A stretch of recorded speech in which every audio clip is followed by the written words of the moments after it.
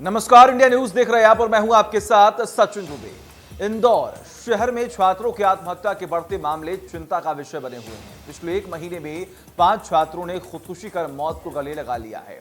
कहीं पढ़ाई का बोझ, कहीं एग्जाम में असफलता, तो कहीं जन्मदिन पर तोहफा न मिलना, कहीं प्रेम प्रकरण में छात्रों ने खुदकुशी कर ली है। ताजा मामला इंदौर में जन्मदिन से एक दिन पहले ही 15 साल के छात्र ने घर में फांसी लगाकर अपनी जान दे दी। वजह बस इतनी सी थी कि वह तोहफे में लैपटॉप मांग रहा था, जबकि उसकी आंख खराब थी, जिसको देखते हुए पिता ने लैपटॉप नहीं खरीदा। मामला महराजगंज थाने का था। दूसरा मामला इंदौर के भावरकुआं थाना क्षेत्र का है, जहां छात्र ने प्रेम प्रसंग के चलते फांसी लगाकर अपनी जीवन लीला ही समाप्त कर ली। बताया यह भी जा रहा है कि मृतक धारू के उमरी बौक का रहने वाला था और इंदौर रहकर पढ़ाई कर रहा था। अब सवाल उठता है कि देश के सबसे साफ और स्वच्छ शहर में ऐसा क्यों हो रहा है कि छात्र इस तरह के कदम उठा रहे हैं। ये अपने आप में एक बड़ा सवाल है। क्या वहां पर लापरवाही बरती जा रही है, या फिर अगर हम बात करें तो आखिर छात्र ऐसे कदम क्यों उठा रहे हैं? आखिर उनके मन में क्या चल रहा है? आखिर ऐसी कौन सी जिद है जहां पर छात्र अपने जीवन को समाप्त कर ले रहे हैं? ये तमाम बड़े सवाल हैं जिस पर आज चर्चा होगा। लड़का 15 साल का है। उसका नाम रोनी पांजा है। उसके पिता का नाम मनोज पांजा है। उम्र 15 साल और ये सुभाष मार्ग का रहने वाला है। इसने कल क्या हुआ, इसके पिताजी से लैपटॉप या टेप मांगा था, तो पिताजी ने बोला था कि बाद में ला देंगे, तो इस कारण वो नाराज़ हो गया था और इस कारण उसने फांसी लगा के आत्महत्या कर ली है।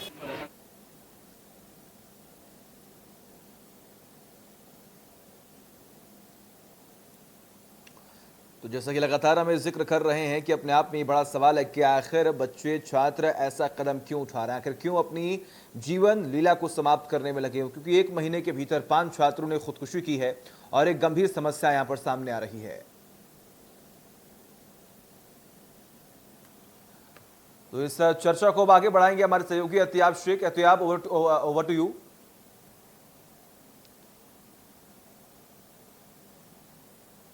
स्वागत है। आज का जो विषय है वो अपने आप में बेहद संजीदा है। संजीदा निश्चित रूप से इसलिए कहा जा सकता है क्योंकि इससे सीधे तौर के ऊपर हमारे युवाओं का मुस्तकबिल जुड़ा हुआ है। ये उनके सरोकार की बात है कि महज छोटी छोटी सी बातों के ऊपर हमने इंदौर शहर के अंदर देखा तकरीबन आधा दर्जन से ज्यादा छात्रों ने खुदकुशी कर ली।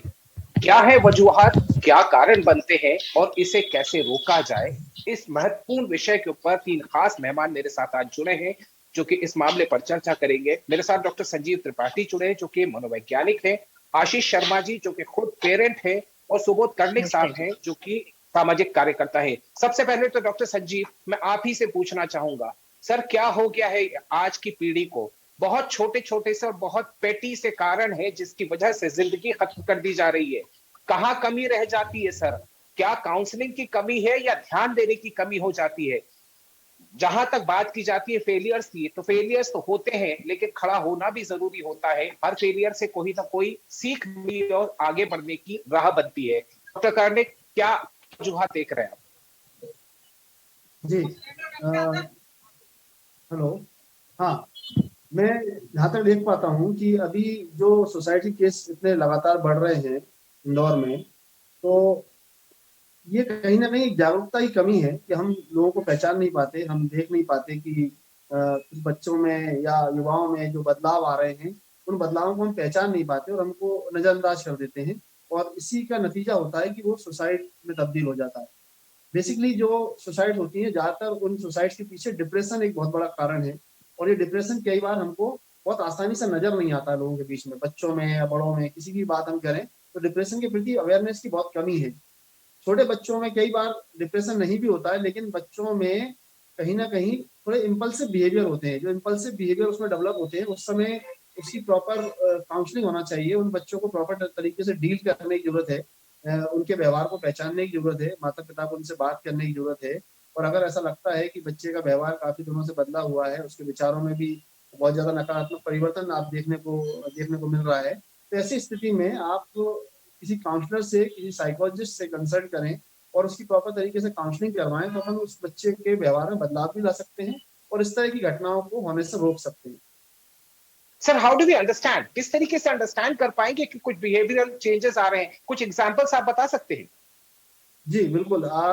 जैसे कि जब भी डिप्रेशन होता है तो सुसाइड तो बहुत अंतिम बात है, उसके व्यवहार में बदलाव हम बहुत पहले से देख सकते हैं, या हम कह सकते हैं जब कोई सुसाइड होती है तो वो सुसाइड एक दिन में नहीं होती है, उसकी प्रक्रिया बहुत पहले से शुरू हो जाती है। तो उसके सबसे ज्यादा तो उसके जो व्यवहार में बदलाव आप देखेंगे तो वो बहुत अकेला रहना पसंद करता है, ज्यादा सोशली अपने आप को आइसोलेटेड कर देता है, ज्यादा लोगों से मिलना पसंद नहीं करता है, और उसकी बातों में एक नकारात्मकता देखने को मिलती है, एक होपलेसनेस, एक हेल्पलेसनेस, एक वर्थलेसनेस की फीलिंग उसमें देखने को मिलती है। और वो कई बार ऐसी बातें करता हुआ दिखाई देगा कि जिंदगी का कोई मतलब नहीं है, या हमें मैं तो वर्थलेस हूँ और मुझे तो नहीं लगता कि मैं अपनी जिंदगी में कुछ कर पाऊंगा, और एक फेलियर का एक डर कई बार देखने को मिलता है।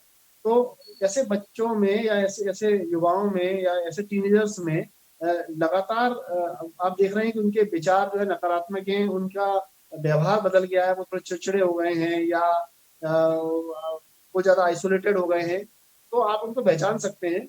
तो अगर उनके व्यवहार में, उनके विचारों में, उनकी भावनाओं में आप पिछले कुछ दिनों से नकारात्मक परिवर्तन महसूस कर रहे हैं, तो ये अपने आप में एक डिप्रेशन की साइन है। तो आपको तुरंत कोई एक्शन लेना डेफिनेटली। चाहिए। डॉक्टर कार्तिक, मैं आपके पास में आऊंगा, मैं आशीष जी के पास चलता हूँ। आशीष जी, बतौर पेरेंट्स, कितना, how do we manage it, किस तरीके से समझ में आता है, मतलब जो इस तरह की बात जो डॉक्टर साहब बता रहे हैं उसको किस तरीके से पहचाना जाए, और जिस तरह का अब रुझान बच्चों में आता जा रहा है, जिस तरह के हालात के इम्पल्सिव हो रहे हैं, तो इम्पल्सिव बिहेवियर कैसे पहचानते हैं? इम्पल्सिव बिहेवियर का देखिए पहचानना थोड़ा सा मुश्किल हो जाता है। इसलिए हो जाता है क्योंकि आजकल पेरेंट्स की जो लाइफस्टाइल हो गई है, और सोशल मीडिया पे कनेक्शन बच्चों का कम उम्र में ही मोबाइल दे दिया जाता है, और पेरेंट्स भी कहीं ना कहीं बच्चों को टाइम देने की जगह मोबाइल देके उसको फ्री कर देते हैं कि वो अपने रूम में बैठा है, मालूम पड़ा बच्चा दिन भर मोबाइल चला रहा है, चाहे वो वायलेंट गेम्स खेलता है। हम देखते हैं कि पबजी से बच्चों ने कई सुसाइड कर लिए, या घर से पैसे चुरा के उसके पॉइंट जीत लिए। तो ये सब बच्चे जब देखते हैं, और बच्चों में कहीं ना कहीं ओवर एक्सपेक्टेशन अपने पेरेंट्स से आ रहा है, पेरेंट्स को भी बच्चों से पढ़ाई हो या कॉम्पिटिशन हो, उस पर एक्सपेक्टेशन ज्यादा रहता है, तो बच्चा 24 घंटे प्रेशर में रहता है। फिर दूसरा प्रेशर रहता है उसकी डिमांड्स की, जैसे कि अपने इंदौर में हुआ, एक बच्चे ने लैपटॉप मांगा, उस पेरेंट्स ने बच्चे को नहीं दिया। वो बच्चे को ऐसा लगा कि शायद मेरे सभी फ्रेंड्स के पास है और मैं कहीं ना कहीं पीछे हो जाऊंगा, उसको ये नेगेटिविटी मन में आने लगती है, और पेरेंट्स कभी भी उसके एज अ फ्रेंड डिस्कस नहीं करते हैं। पेरेंट्स हमेशा बॉजी, ये मिलेगा या नहीं मिलेगा, और कई बार बहुत इजीली सब जिद पूरी कर देना भी उसके लिए, बच्चे के लिए हानिकारक रहता है। तो पेरेंट्स के लिए बहुत ट्रिकी सिचुएशन है, अलग अलग बच्चे का बिहेवियर है, और उसका एक ही तो आशीष भाई, कैसे बैलेंस होता है बॉसी बिहेवियर में और कोऑपरेटिव बिहेवियर, बैलेंस कैसे किया जाता है? आपको बच्चे को साथ, अभी मुझे ऐसा लग रहा है जैसा बच्चा ओवर एक्सपोज्ड है, चाहे सोशल मीडिया या मीडिया के थ्रू ओवर एक्सपोज्ड है, तो अब बच्चे का बॉसी ना ज्यादा बनते हुए अगर बच्चे का एज अ फ्रेंडली उसके साथ कनेक्शन बनाएंगे, एक शेयरिंग डेवलप होगा, बच्चा अपनी प्रॉब्लम बता सके वो क्या सोचता है। कई बार बच्चा कुछ बोलना चाहता है, हम डांट देते हैं, भाई बेटा अभी बात नहीं करना, तुम हमारी बात नहीं सुनते। तो बच्चा अपने को आइसोलेट करेगा, या फिर सोशल मीडिया पे अनजान लोगों से डिस्कनेक्ट होगा, और ये कहीं ना कहीं ले जाके उसको एक नुकसान हमारी लाइफ को या हमारी जिंदगी को दे जाता है बच्चा। डेफिनेटली। मैं सुबोध भाई के पास चलूंगा। सुबोध जी, आपने कई सारे केसेस सुने होंगे, कई सारे केसेस को काउंसिल भी किया होगा। ऐसी सिचुएशन के अंदर किस तरीके से, मतलब how to avoid this situation, इस सिचुएशन तक पहुंचने की नौबत ना आए ताकि हमारे नौनिहाल बच सके, वो क्या फॉर्मूला है सर? मेरे अनुभव के आधार पर मैं जरूर बताना चाहूंगा, जैसे डॉक्टर साहब ने कहा, हमारे पेरेंट्स भाई ने कहा, लेकिन ये चीज एक बहुत जरूरी है कि अब जो भौतिकवादी दुनिया आई है, इस भौतिकवादी दुनिया में माता पिता का अपने बच्चों के साथ में दोस्ताना व्यवहार होना बहुत जरूरी है, क्योंकि कई बच्चों के अंदर इस तरह की प्रॉब्लम्स उनके उम्र के साथ जैसे जैसे वो बड़े होते हैं डेवलप होती है। और सारी सुसाइड केस में कहीं ना कहीं आप देखेंगे कि बच्चा किसी न किसी मानसिक रोग से पीड़ित होने लगा था। तो रेगुलर काउंसलिंग, घर में दोस्ताना माहौल, और साथ में बच्चों की हर छोटी मोटी जो भी एक्टिविटी है उस पर बारीकी से निगाह रखे, एक दोस्त के नाते, एक पेरेंट्स के नाते। कहीं भी बच्चे का व्यवहार, मान लीजिए अगर सामान्य बच्चों से अलग दिख रहा है, विपरीत दिख रहा है, तो हमें तुरंत एक्शन में आना होगा, और बच्चे की नीड को समझते हुए उसे क्या सही है क्या गलत है ये मार्गदर्शन देना भी बहुत जरूरी है। पहले के समय में ये होता था कि माता पिता और बच्चे में कम्युनिकेशन बहुत कम होता था। बाहर की दुनिया अब बहुत तेजी से बदल रही है, तो जिस तेजी से बदल रही है, स्वाभाविक है कि छोटे बच्चों के मानसिक लेवल पर भी उसका जो है मानसिक स्तर पर उसका प्रभाव पड़ता है, और उस प्रभाव को वो उस आयु में खुद समझने और प्रॉब्लम सॉल्व करने के लिए कभी-कभी एबल नहीं होता है। तो इसके लिए बहुत जरूरी है कि फ्रेंडशिप वाले रिलेशन हो। साथ ही साथ जैसे बच्चे ड्राइंग कर रहे हैं, मान लीजिए उसमें वो निराशावादी चीजें, होपलेस चीजें जो है बना रहे हैं, ये भी एक सिम्टम्स रहता है कि उदाहरण के तौर पर बता रहा हूँ कि कोई बच्चा जो है वो इस तरह की निराशावादी तस्वीर बना रहा है, तो भी हमें उससे वो समझने की जरूरत है कि कहीं ना कहीं इसके मन में कुछ चीजें दबी हुई हैं, जिनको कि बाहर निकाल कर उसको समाधान करना जरूरी है। समाधान तो करने की ये जरूरत है। मैं डॉक्टर साहब के पास चलता हूँ। डॉक्टर साहब, जिस तरीके से हालात अभी दिखते हैं कि ओवर एक्सपोजर की बात की जा रही थी, मोबाइल्स का एक्सपोजर हो, एक्सपेक्टेशंस का एक्सपोजर हो, सर इस सिचुएशन को पेरेंट्स किस तरीके से कोप अप करें और बच्चों को किस तरीके से समझाया जाए कि हमारी जो सिचुएशन है उस सिचुएशन के हिसाब से भी चले और अपनी तरक्की के लिए वो अपने आप को तैयार करे, क्योंकि ये डिप्रेशन वाली जो स्थिति है बच्चों के अंदर, बड़ा अजीब लगता है कि बच्चों में डिप्रेशन हो रहा है। जी, देखिए अभी जो बदलाव आए हैं सोसाइटी में और जो एक्सपोजर बच्चों को बहुत जल्दी मिलने लगा है, इसके पीछे एक तो बहुत बड़ा कारण हमारा लॉकडाउन रहा कि बच्चों, बहुत छोटे बच्चों के हाथ में मोबाइल आ गए, जबकि उनकी उम्र नहीं है इतने उनको एक्सपोजर की। तो अभी वो बहुत सारी चीजों को समझ नहीं पाते, अंडरस्टैंड नहीं कर पाते, कंफ्यूज होते हैं, या फिर उनके अंदर क्यूरियोसिटी डेवलप होती है, वो बहुत सारी चीजों को जानना चाहते हैं जो उनकी उम्र के हिसाब से अभी उनको नहीं जाननी चाहिए। तो अब वो बच्चे या तो मोबाइल में और ज्यादा एक्सप्लोर करेंगे और ज्यादा चीजों को सर्च करेंगे, और या फिर वो हो सकता है कि वो किसी से शेयर करना चाहें। तो अगर माता पिता के पास टाइम होता है और माता पिता उनसे बात करते हैं, तो बच्चे बहुत सारी चीजें अपने माता पिता से सीखते हैं। अब कोशिश ये करना है हमको कि सबसे पहला तो आप मोबाइल बच्चों को ना दें, उनका पर्सनल मोबाइल तो बहुत जल्दी ना दें, कम से कम जब तक वो एडल्ट नहीं हो जाते हैं। मैं हमेशा रिकमेंड करता हूँ कि स्कूल गोइंग बच्चों को कभी भी सर उनका लेकिन पर्सनल अब तो मोबाइल नहीं दिक्कत देना यह है चाहिए। कि ऑनलाइन क्लासेस की वजह से बच्चों को मोबाइल देना पड़ रहा है सर, हाँ, मजबूरी तो हो आप गई। अपना मोबाइल दीजिए उसको यूज करने के लिए, आप उसको पर्सनल मोबाइल मत दीजिए। और अगर मान लो आपको जब बच्चे स्कूल भी ओपन होते हैं तब भी आप उसको एक नॉर्मल मोबाइल दीजिए, एंड्रॉइड फोन ना दीजिए उसको, क्योंकि वो बहुत सारी चीजें उसको एक्सप्लोर करेगा जो उसकी एज के हिसाब से उसके लिए सही नहीं है। एक बात। दूसरी बात, जैसा सर ने बताया अभी कि बहुत अच्छी बात उन्होंने बताई कि एक इन्वायरमेंट जो होना चाहिए, एक जो घर पर हम जो दे सकते हैं, पहले हमारी ज्वाइंट फैमिली थी, बच्चे को बहुत सारे लोग मिलते थे बात करने के लिए। अब न्यूक्लियर फैमिली है और माता पिता दोनों वर्किंग है, बच्चा अकेला है, तो बच्चा कहाँ जाएगा, किससे बात करेगा। और लॉकडाउन में अब ऑफिस तो खुल गए हैं, जी, माता पिता दोनों जॉब पे जाने लगे हैं, लेकिन बच्चा तो घर पे अकेला ही है, तो बच्चा क्या करे अब। तो अभी जो सिचुएशन चल रही है बहुत ज्यादा स्ट्रेसफुल सिचुएशन है, और बच्चों के लिए किसी भी तरह का मारना डांटना, इस तरह का व्यवहार बच्चों से बिल्कुल नहीं करना चाहिए। इससे हमको टेम्परेरी तो उसमें बच्चे में ऐसे दिखता है कि हमारी बात बच्चा सुन रहा है, लेकिन लॉन्ग टर्म में उसके इफेक्ट अच्छे नहीं आते, बच्चे एग्रेसिव हो सकते हैं, बच्चे डिस्ट्रैक्टिव हो सकते हैं। तो बच्चों से डेफिनेटली। दोस्ताना व्यवहार, बातचीत बहुत जरूरी है। और दूसरा, आपने बोला कि इनको कैसे बचाएं इस एक्सपोजर से, तो सबसे अच्छा तरीका होता है कि उनको डाइवर्ट करें, रोकने की बजाय उनको कहीं आप डाइवर्ट करें। अगर आप मना करेंगे तो क्यूरियोसिटी और बढ़ेगी उसके प्रति, तो आपको मना नहीं दैट्स करना ट्रू। है, आपको डाइवर्ट करना है। आप उसको स्पोर्ट्स की तरफ डाइवर्ट करें, आप उसको कुछ ऐसी चीजों के लिए, आप किताब राइटिंग के लिए डाइवर्ट करें कि आप वो किताबें पढ़े, कुछ अच्छी किताबें उसके लिए लाएं।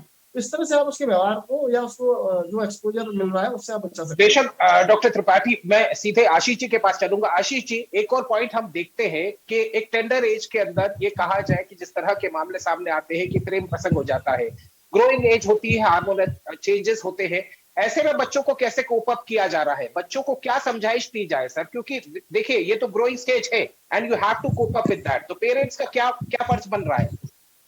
ये जैसा मैंने अभी आपको बोला कि एक पेरेंट्स का जब तक के फ्रेंडली रिलेशन अपने बच्चों के साथ नहीं होगा, तो पेरेंट बच्चा कहीं ना कहीं बाहर वो चीज कनेक्शन ढूंढेगा।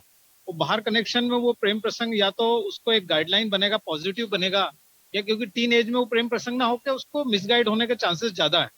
तो अगर एब्सोल्युटली, बच्चा इनफैक्चुएशन पेरेंट्स, कह हाँ सकते हैं सर। एग्जैक्टली, अब अगर पेरेंट्स से वो कनेक्टेड नहीं है तो वो शेयरिंग किससे करेगा। वो सोशल मीडिया पे अननोन लोगों से जुड़ेगा और अननोन लोगों से उसका प्रेम प्रसंग होगा या मीडिया होगा या उसका मिसयूज हो सकता है बच्चे का, खासकर लड़के या डेफिनेटली। लड़कियां किसी का भी। तो मेरा वही कहना है कि अगर पेरेंट्स बच्चों को टाइम नहीं देंगे और उससे कम्युनिकेशन डेवलप नहीं करेंगे, बच्चा ओपनली बात कर सके। अब कई बार बच्चा सोचता है कि मैं बताऊंगा तो मुझे डांट पड़ेगी, या मुझे रोक जी देंगे, जी या मुझे बाहर नहीं जाने देंगे, या मेरा मोबाइल ले लेंगे। तो जी। उसको ये डर के कारण भी वो शेयर नहीं कर पाता। वो इसलिए नहीं कर पाता कि आप कहीं ना कहीं हिटलर या बॉसी टाइप रहते हो। आप उससे दोस्त बनोगे और उससे शेयर करोगे तो वो आपको अपनी प्रॉब्लम बताएगा। वो शायद ये बताएगा कि बाहर मुझे इससे जुड़ा हूं, या मेरा फ्रेंड बन गया है या बन गई है और मेरी उससे बात है, या जो भी है। एब्सोल्यूट तो आप एक एनालिसिस जी। कर पाओगे कि वो जिससे भी जुड़ा है उसका कम्युनिकेशन क्या है, उसका बैकग्राउंड क्या है। तो आप बच्चे से जुड़ पाओगे। आप बच्चों से नहीं जुड़ोगे तो ये प्रॉब्लम कभी सॉल्व नहीं होगा। क्योंकि पहले ये होता था, जब हम छोटे थे तो हमारे पास कम्युनिकेशन का कोई साधन नहीं होता बाहर दुनिया से। अगर पेरेंट ने बोल दिया घर के अंदर रहना है तो हम घर के अंदर रह रहे थे। लेकिन अब बच्चा घर के अंदर है, उसके पास स्मार्ट टीवी है, उसके पास मोबाइल है। वो पेरेंट्स भी इजी बचने के लिए मोबाइल दिला देते हैं आजकल, क्योंकि अफोर्डिंग होता है, बेशक, बच्चे को मोबाइल दे बिल्कुल दिया सही जाता कहा। है। अब उससे मोबाइल से आपको लग रहा है वो घर के अंदर है, लेकिन वो पूरी दुनिया से कनेक्टेड है, अच्छे बुरे लोगों सबसे। और जैसा ह्यूमन साइकोलॉजी, अच्छे से ज्यादा आदमी बुरे की तरफ जल्दी तो अट्रैक्ट इस होता है। पर ध्यान देना जरूरी है, मतलब इस चीज के ऊपर खास तौर के ऊपर ध्यान देना जरूरी है। मैं सुबोध भाई के पास में चलूंगा। सुबोध भाई, जिस तरीके से फेलियर, ये कहा जाए कि एग्जाम से फेल हो गए, कोई बहुत बड़ा मसला नहीं है, कोई बहुत बड़ा इशू नहीं है। There is always a second chance, there is always a hope. आप कोशिश करके दोबारा कर सकते हैं। बच्चे किस तरीके से अब इस चीज को हैंडल नहीं कर पा रहे, सर क्या टिप्स होंगे आपके उन बच्चों के लिए खास तौर के ऊपर जो फेलियर से डरते हैं? फेलियर तो it's a part of life, हर किसी की जिंदगी में फेलियर आता है। सर इसमें देखिए, एक ये चीज हमें समझना होगी कि बच्चे को ये फेलियर का डर या ये चीज जो है दिमाग में उसके माता पिता ही डालते हैं।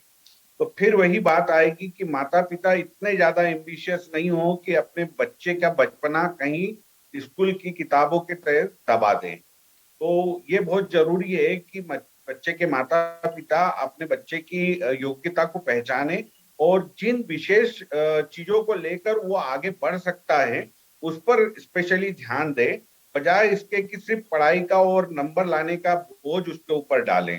क्योंकि बच्चा जो है वो आप भी समझते हैं कि वो खुद जो है वो उस उम्र में सही गलत नहीं समझ पाता है और कहीं ना कहीं माता पिता या सामाजिक जो दबाव रहता है उस दबाव के में आकर ही वो जो है इस तरह का सुसाइड या आत्महत्या करने की स्टेप्स ले लेता है। तो हमें ये बहुत जरूरी देखना है कि बच्चे के माता सर पिता बच्चों के जो लिए है क्या इस टिप्स चीज होंगे? को समझे। बच्चों के लिए क्या टिप्स होंगे कि failure is a part of life. हमारी तरफ से हम ये कह सकते हैं कि ये जिंदगी का एक हिस्सा है। आज फेलियर होगा, कल आप जीतेंगे। बिल्कुल सर, बच्चों को हमें सिखाना होगा कि जब भी हम गिरते हैं तो वापस खड़े होना है और खड़े होकर और तेजी से किस तरह से भागा जा सकता है। दूसरा, हर गलती से या हर फेलियर से एक सबक मिलता है। तो उस तरह से हमें बच्चे को मोटिवेट करना होगा। बच्चे को ये समझाना डेफिनेटली होगा कि जीवन कहीं एक जगह ठोकर खाकर रुक नहीं जाता है, उसके आगे भी मोटिवेशन जीवन एक बहुत बड़ा फैक्टर है सर। सुबोध जी सर जी। आपने बताया, बहुत बड़ा फैक्टर है। अब एक लास्ट कमेंट मैं आपसे लूंगा क्योंकि वक्त की थोड़ी सी तकाजा है। सर डॉक्टर साहब, मैं आपसे जानना चाहूंगा, मैं आप तीनों से एक ही सवाल पूछूंगा क्योंकि हमारे बहुत सारे दर्शक आप इस वक्त जो हमें देख रहे हैं वो पेरेंट्स भी हैं, हमारे साथ में स्टूडेंट्स भी जुड़े हैं। तो डॉक्टर कार्निक, वो पॉइंट्स जो इस तरह की चीजों से ओवरकम करने के लिए पेरेंट्स के लिए और बच्चों के लिए जरूरी है, एक एक लाइनर का मैं आपसे रिएक्शन तीनों से लेना चाहूंगा सर। डॉक्टर कार्निक। जी, बच्चों के लिए मेरा फिर से इसी बात पर जोर होगा कि माता पिता और बच्चों के बीच जो संबंध है वो संबंध बहुत ही फ्रेंडली होना चाहिए। उसमें पिताजी को, स्पेशली फादर को, ये कोशिश करना चाहिए कि बच्चे के साथ कम्युनिकेशन गैप नहीं हो और बच्चे को मन में क्या चल रहा है वो उस कम उम्र के बच्चे के मन की बात को समझने की एबिलिटी होना चाहिए। मोटिवेशन हमेशा होना चाहिए, बच्चा कितना भी कमजोर क्यों ना हो। जी बिल्कुल सर, थोड़ा वक्त का कमी है, एक एक लाइनर के अंदर मैं लेना चाहूंगा। Doctor Tripathi, one liner advice to the students and parents. देखिए, मैं इतना ही कहना चाहूंगा कि सबसे पहली चीज तो ये तो जरूरी है कि आप उसके साथ फ्रेंडली हों। ये भी जरूरी है कि आप उसको थोड़ा क्रिएटिव बनाएं। आप उसको कहीं दूसरी चीजों में भी, सिर्फ पढ़ाई के अलावा आप दूसरी चीजों में भी उसको इन्वॉल्व करें। वो आप उसको स्पोर्ट्स में इन्वॉल्व करें, आप उसे क्रिएटिविटी में इन्वॉल्व करें। बच्चा स्पोर्ट्स से सबसे ज्यादा अच्छे तरीके से सीखता है कि हर हार के बाद जीत होती है, और वो हारने की जो एक लर्निंग सबसे अच्छी जो गेम में होती है वो कहीं नहीं होती है। तो गेम्स के साथ जरूर जोड़ें, स्पोर्ट के साथ जरूर जोड़ें बच्चों को, और उनके साथ फ्रेंडली रिलेशन बनाना बहुत जरूरी है, क्योंकि नहीं तो वो बाहर एक्सप्लोर करेगा। अगर घर में उसको अपनी भावनाओं को व्यक्त करने का प्लेटफॉर्म नहीं मिलेगा तो कहीं ना कहीं किसी बाहर के व्यक्ति के साथ अपनी भावनाओं को व्यक्त करेगा, और उसमें खतरे ज्यादा है। तो बहुत सारे लोगों को वन लाइन ऑफ एडवाइस। बच्चों को पेरेंट्स समय दें, ये सबसे ज्यादा जरूरी है। अगर वो बच्चे को समय देंगे तो बाकी चीज अपने आप हल अपने आप वहीं निकलते जाएगा। बच्चे को कुछ चाहिए और डाइवर्ट होने की जरूरत नहीं पड़ेगी। बेशक, बहुत बहुत शुक्रिया आप तीनों मेहमानों का। बहुत ही सार्थक ये चर्चा रही। ये चर्चा इसलिए जरूरी थी क्योंकि ये बात है हमारे बच्चों के मुस्तकबिल की। आज के लिए इतना ही। देश, दुनिया और राज्य की खबरों के लिए देखते रहिए इंडिया न्यूज।